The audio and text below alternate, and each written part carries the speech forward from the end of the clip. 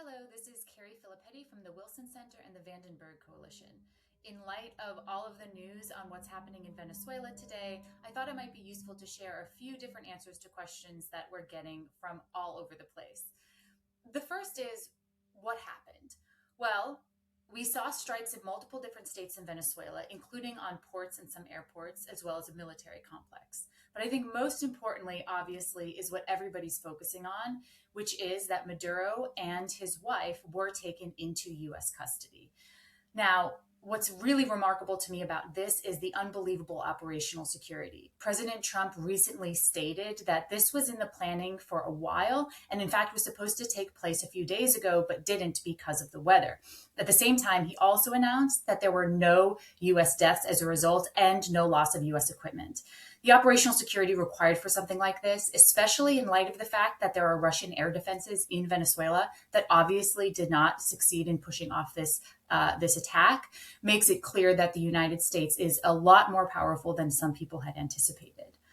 Now, the second question, is this legal? Now, there's a lot more for us to find out about this and the exact authorities that President Trump plans to use, but there's a few different legal bases that I suspect his administration will consider. First, removing Maduro, and this is really important, is not a regime change operation. There is a legitimately elected president in Venezuela, Edmundo Gonzalez. Maduro stole the election, he stole the presidential sash, and he squatted in Miraflores. But as we all know, that doesn't make him a president. The vote does. And the people of Venezuela spoke loudly and clearly in support of Edmundo Gonzalez and Maria Corina Machado. It does not protect the rule of law to let someone simply pretend to be president and not act. There's also an argument that airstrikes fall under presidential authorities, much as airstrikes have been used by past Republican and Democratic presidents, including President Trump and President Obama. Trump also already signed approval for covert legal CIA operations, which makes these kinds of actions likely legal under Title 50.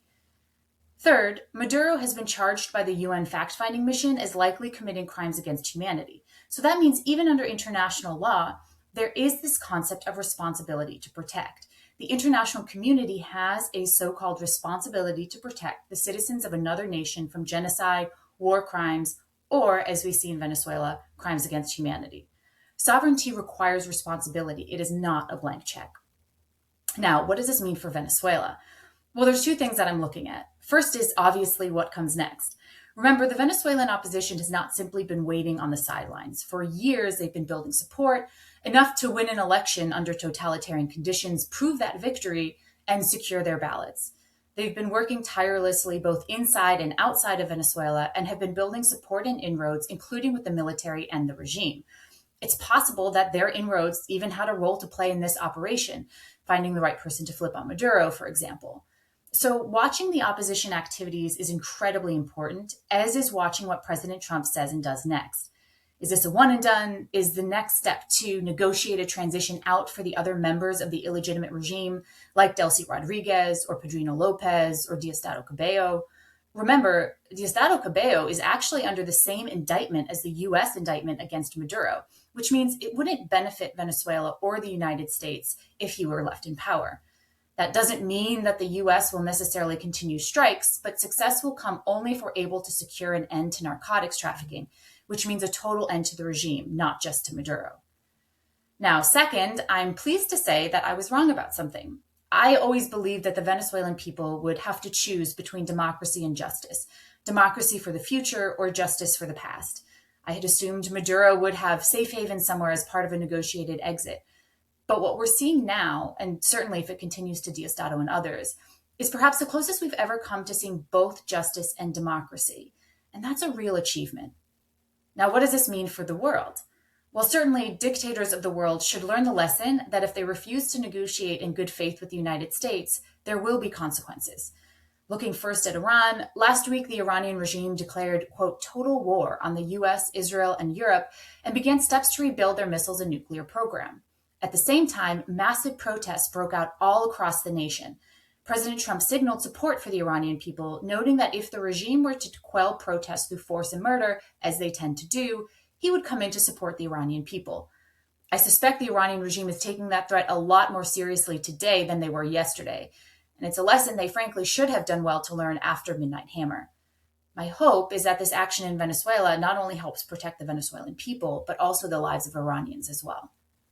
On Russia, Russia provided a lot of the military equipment that the Maduro regime failed to deploy to deter this operation, showcasing that their support is kind of a paper tiger. Just as after Midnight Hammer, they're likely to issue a condemnatory statement, but not much else, showing the real worth of their partnership. Notably, however, this should be taken as a sign to Putin, who, like Maduro, has been refusing to negotiate in good faith and inventing pretexts to keep his war of aggression in Ukraine going. Finally, China. It's fascinating that just hours before the operation, Maduro was meeting with a Chinese delegation visiting from Beijing. This was done while they were in the country, which sends a really incredible message to China as to Russia. The United States is going to hold you accountable, and interfering in our hemisphere is not going to provide you with any rewards. I suspect both China and Russia are reevaluating their ability to pull the wool over the US. Now, there's so much more to come. For now, my heart and thanks are with the incredibly brave service members, law enforcement and intelligence officers, and potentially diplomats who pulled off this amazing operation. And of course, with the people of Venezuela who've been suffering under Maduro's rule for too long and who now have the prospect of going back home and reuniting with their family. We'll see what comes next.